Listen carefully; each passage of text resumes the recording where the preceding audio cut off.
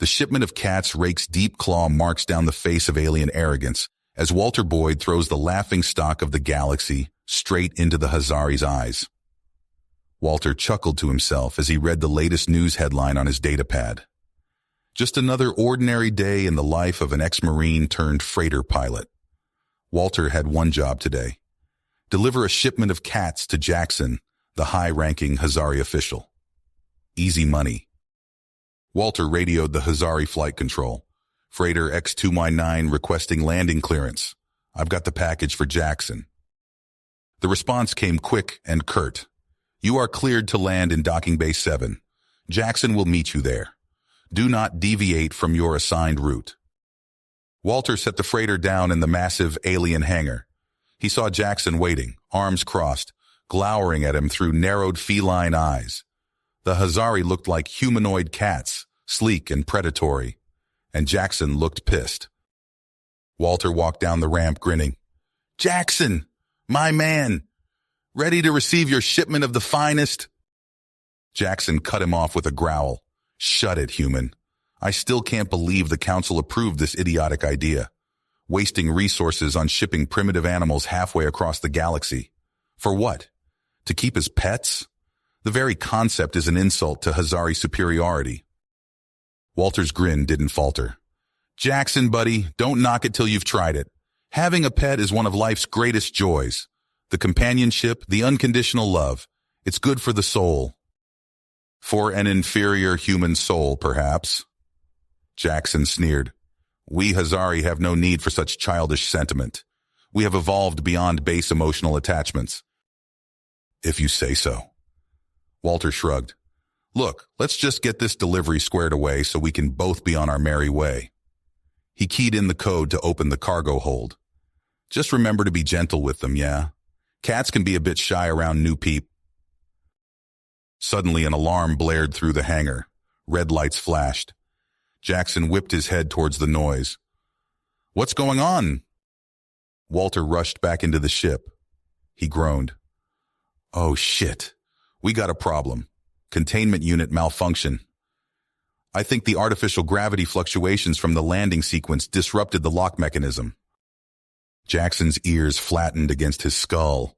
What exactly are you saying, human? Walter grimaced. I'm saying we got about 100 cats loose in your city. Jackson's eyes widened with horror as he watched a tide of furry creatures come pouring out of the freighter cargo bay, scattering in all directions.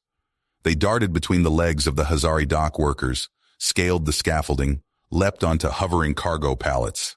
Within minutes, the docking bay descended into complete chaos. The cats were everywhere, racing down corridors, jumping on computer terminals, knocking over priceless Hazari relics. Alien curses echoed through the city as the Hazari tried in vain to corral the invasive felines. But for creatures born of the wild jungles of Earth, the gleaming Hazari metropolis was the ultimate playground. And playtime had just begun. Jackson grabbed Walter by the collar, teeth bared. Gather up every single one of these infernal beasts at once, before they destroy the whole damn city. Walter swallowed hard. So much for easy money. This job just turned into a catastrophe of galactic proportions. If he didn't retrieve the cats soon, the Hazari just might toss him out the airlock. Walter and Jackson raced through the gleaming Hazari industrial sector, their eyes scanning for any sign of the elusive orange tabby. The cat had given them the slip amidst the chaos of the feline invasion, disappearing into the labyrinthine complex. As they turned a corner, Walter skidded to a halt, his jaw dropping at the sight before him. In a dimly lit alcove, a group of young Hazari sat huddled together, cradling captured cats in their arms. At the center of the group stood a tall, lean teenage Hazari with a defiant glint in his eye. Jackson let out a strangled gasp. Cairo! The youth, Cairo, stepped forward, his chin raised. Father, I can explain. Jackson's eyes narrowed. You'd better have a damn good explanation for this, son. Harboring these creatures is a clear violation of Hazari law. Walter stepped between them, his hands raised in a placating gesture. Whoa, hold up. Let's all take a deep breath here. He turned to Cairo, his voice gentle. I think I understand what's going on. You've seen the bond between humans and their pets, haven't you? And you wanted to experience that for yourself. Cairo nodded, his gaze dropping to the purring cat in his arms. I've watched the vids, seen how humans interact with these animals. The companionship, the affection. It's something we Hazari have never known. I wanted to understand it. Jackson's face was a mask of conflicting emotions. Duty warred with a father's love. Finally, he sighed. Cairo, I know you mean well, but this goes against everything our society stands for. We cannot show such weakness. Walter saw an opportunity. He placed a hand on Jackson's shoulder. Jackson, hear me out. What if we could use this as a chance to bridge the gap between our cultures? I could teach these kids about responsible pet ownership, show them how to care for these animals properly. It could be a step towards greater understanding between humans and Hazari. Jackson hesitated, his eyes flicking from Walter to his son. The pleading look on Cairo's face seemed to sway him. Fine, but this stays between us. If word gets out, it could mean trouble for all of us. Over the next few days, Walter worked with the Hazari youth, guiding them through the basics of pet care. He showed them how to feed and groom the cats, how to read their body language, and respond to their needs. Cairo proved an eager student, his natural curiosity shining through. As they worked together, Walter and Cairo formed a bond of their own. The young Hazari confided in Walter his dreams of becoming an explorer, of pushing the boundaries of Hazari society. Walter encouraged him, sharing stories of his own adventures among the stars. Jackson watched from a distance, his expression unreadable. But Walter could see the gears turning behind those feline eyes, the rigid adherence to tradition slowly cracking. Then disaster struck. An explosion rocked the industrial sector, followed by the wail of alarms. A robotic voice echoed through the complex. Warning, toxic leak detected. Evacuate immediately.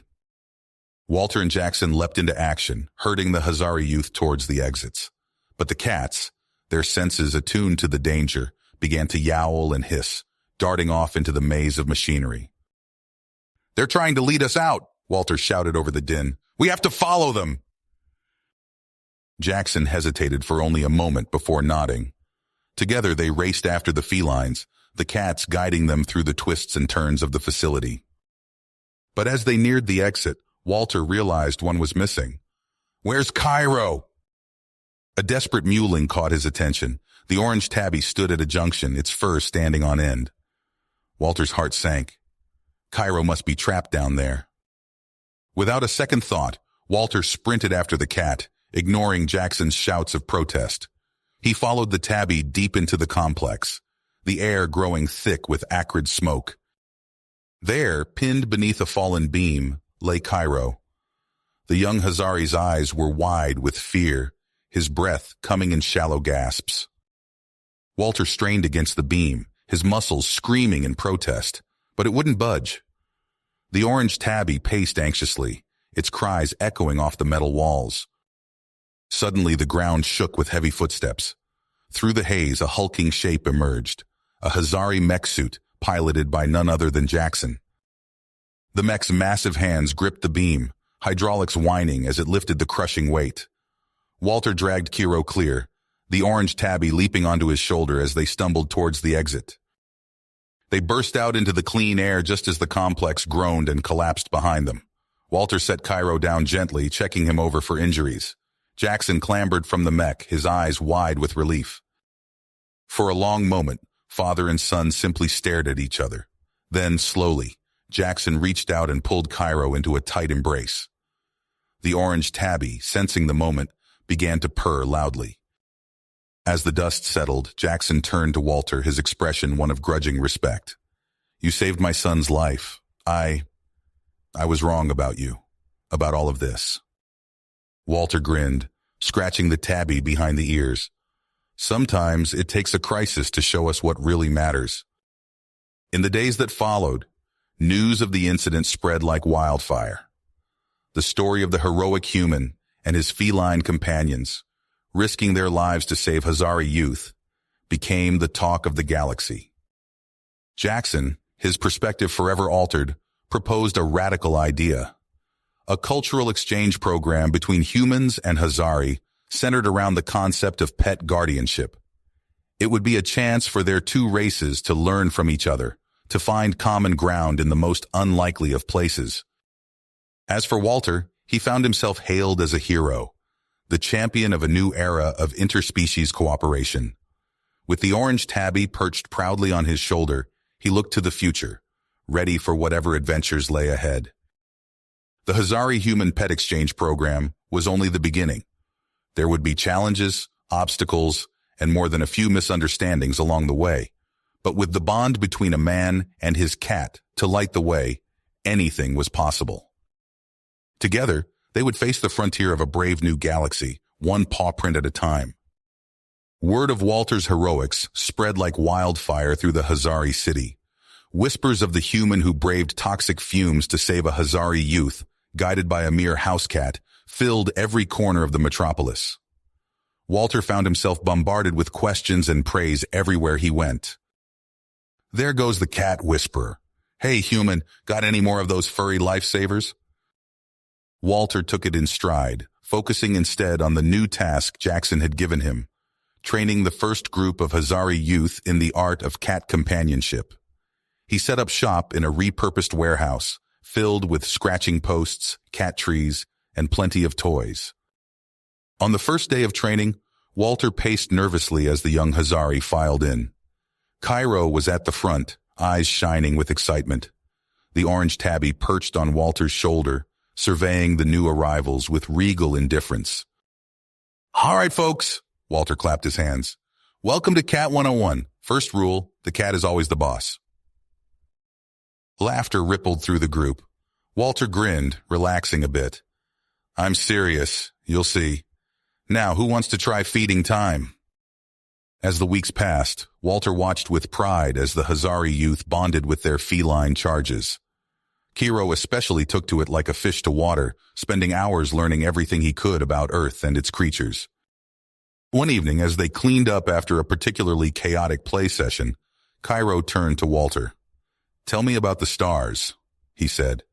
What's it like out there, beyond Hazari space? Walter's eyes lit up. He launched into tales of his adventures, smuggling runs gone wrong, close calls with space pirates, and the wonders he'd seen on distant worlds. Cairo hung on every word, his own dreams of exploration growing with each story. But not everyone shared their enthusiasm. Vizier Rakus, a high-ranking Hazari official, watched the proceedings with growing disgust.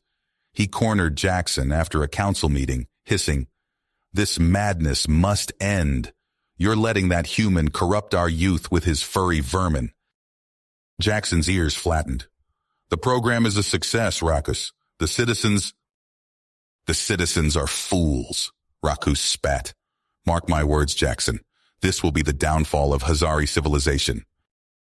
Rakus's words proved prophetic, but not in the way he intended. As Walter led another training session, teaching the young Hazari how to trim cat claws, chaos erupted. A group of masked figures burst in, brandishing weapons. "Grab the cats!" one shouted. "Don't let them escape!" Walter's military training kicked in. "Cairo, get the others to safety. I'll hold them off." He scooped up the nearest cat, using it as a furry projectile to clock the nearest attacker. Cairo herded the panicked Hazari youth towards the exit, snatching up cats as he went. The warehouse dissolved into mayhem. Cats scattered in all directions, clawing and hissing at the attackers. The young Hazari, emboldened by Walter's example, fought back with whatever they could grab. Cat toys became improvised weapons. Litter was flung in attackers' faces. Walter and Kiro led the group out into the streets, cats clinging to their shoulders. They raced through the city, ducking down alleys and leaping over obstacles. The orange tabby seemed to have a sixth sense for danger, yowling warnings just before attackers appeared. As they ran, Walter's mind raced. This was no random attack. Someone powerful wanted to shut down the program, and he had a good idea who, but there was no time to dwell on it. They needed to find safety, and fast. "This way," Cairo called, gesturing towards the industrial sector. I know a place we can hide.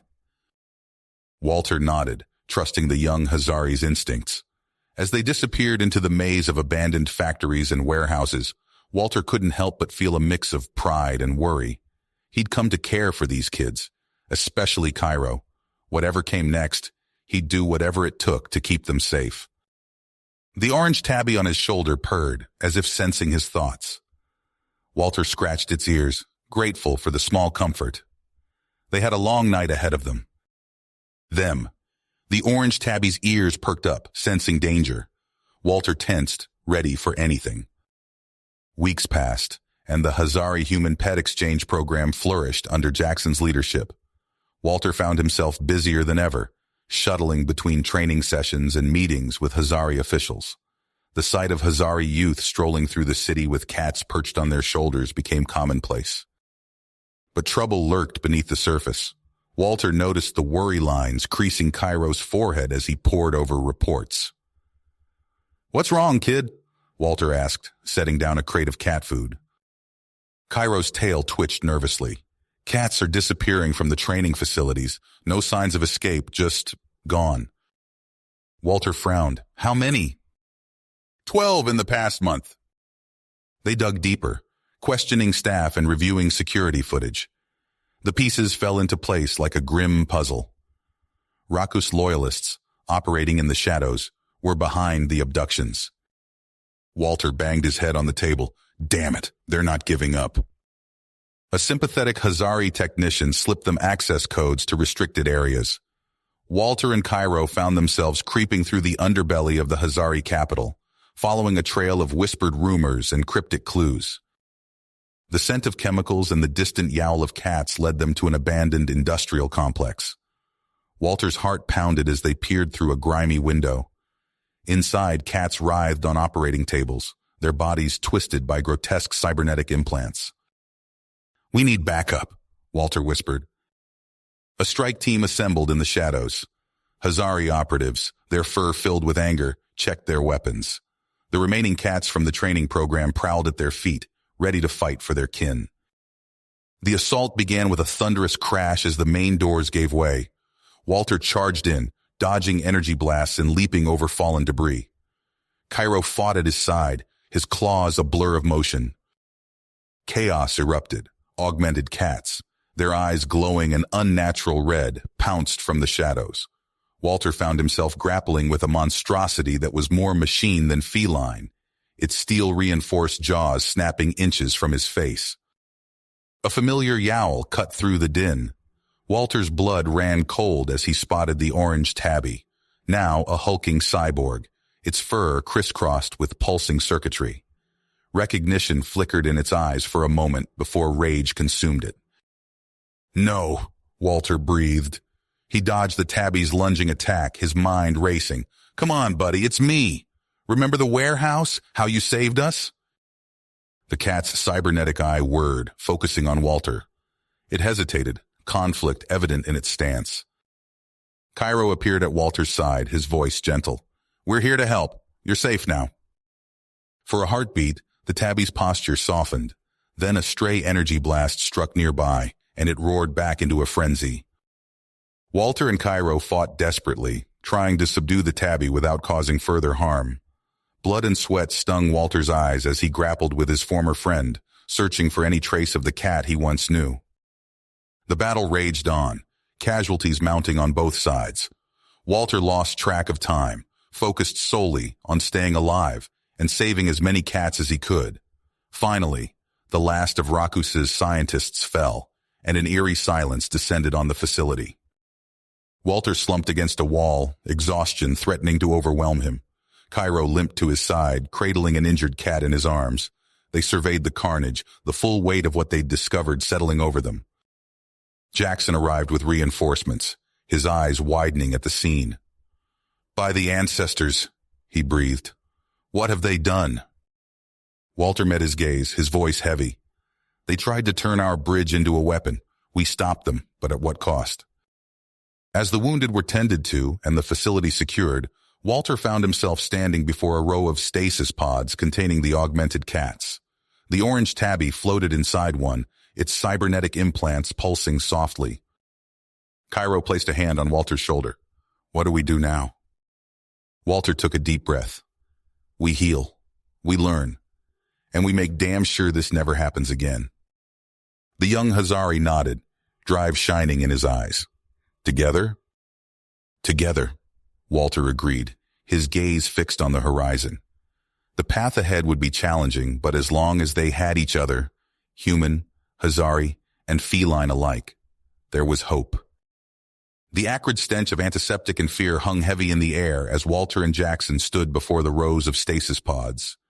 Each one held a cat, its body a grotesque fusion of flesh and machine. Walter's hand trembled as he reached out to touch the cold surface of the nearest pod. What do we do now? He asked, his voice barely above a whisper. Jackson's ears flattened against his skull. We have to make some hard choices. Over the next few days, Walter and Cairo worked tirelessly alongside Hazari scientists, assessing each augmented cat. The prognosis was grim for most. Walter watched, his heart breaking, as cat after cat was deemed beyond salvation. In a sterile room, Walter held a gray tabby as a Hazari vet administered the final injection. The cat's cybernetic eye flickered and went dark. Walter stroked its fur, feeling the cold metal beneath. I'm sorry, he whispered. I'm so sorry we couldn't save you. Cairo placed a hand on Walter's shoulder. We're doing what's right. They won't suffer anymore. As they moved down the line, Walter paused at the pod containing the orange tabby. Its chest rose and fell in an uneven rhythm, circuits pulsing beneath its skin. Wait, Walter said, pressing his face close to the glass. Did you see that? The tabby's organic eye twitched, focusing on Walter for a brief moment before clouding over again. Cairo leaned in, his breath fogging the pod. It recognized you. Hope, fragile but persistent, bloomed in Walter's chest. They weren't giving up on this one. Not yet. In the weeks that followed, Walter and Cairo poured their energy into rehabilitating the handful of cats that showed signs of their former selves. They converted an old Hazari outpost into a sanctuary, filling it with soft beds, climbing structures, and quiet spaces for the traumatized felines to retreat. The orange tabby proved to be their greatest challenge. Its mood swung wildly between docility and savage aggression. One moment, it would curl up in Cairo's lap, purring contentedly. The next, it would lash out with steel-reinforced claws, leaving deep gashes in walls and flesh alike. Walter wiped sweat from his brow as he finished repairing yet another shredded cat tree. We're making progress, he said, more to convince himself than anyone else. Slowly, but surely. Cairo nodded, applying a fresh bandage to a cut on his arm. The Hazari scientists think they've found a way to dampen the aggression impulses from the implants. We'll try it tomorrow. The next day, as Cairo prepared to administer the new treatment, disaster struck. The tabby, sensing the approach of the syringe, let out an ear-splitting yowl. It lunged at Cairo, its augmented muscles propelling it with terrifying speed. Walter watched in horror as the cat's metal-laced claws tore into Cairo's chest. Blood sprayed across the room as Cairo stumbled backward, collapsing against the wall. Time seemed to slow. Walter's military training kicked in as he assessed the situation. Cairo, badly wounded, struggling to breathe. The tabby, crouched and ready to pounce again, its eyes glowing an unnatural red. With a heavy heart, Walter drew his sidearm. He had sworn to protect these cats, but Cairo's life hung in the balance. His finger tightened on the trigger. No! Cairo's voice, weak but firm, cut through the tension. Don't hurt it. Walter hesitated, his aim wavering. Cairo, it'll kill you! But Cairo's gaze remained fixed on the tabby. Look, he whispered. Really look. And Walter saw it. A flicker of recognition in the cat's organic eye. A moment of hesitation in its stance. The tabby's head tilted, regarding Cairo with what could only be described as confusion. Cairo, his voice strained, began to speak softly in his native Hazari tongue. A soothing, melodic sound that seemed to resonate with the tabby. Its aggressive posture slowly melted away. With agonizing slowness, the cat approached Cairo. Walter held his breath, finger still on the trigger.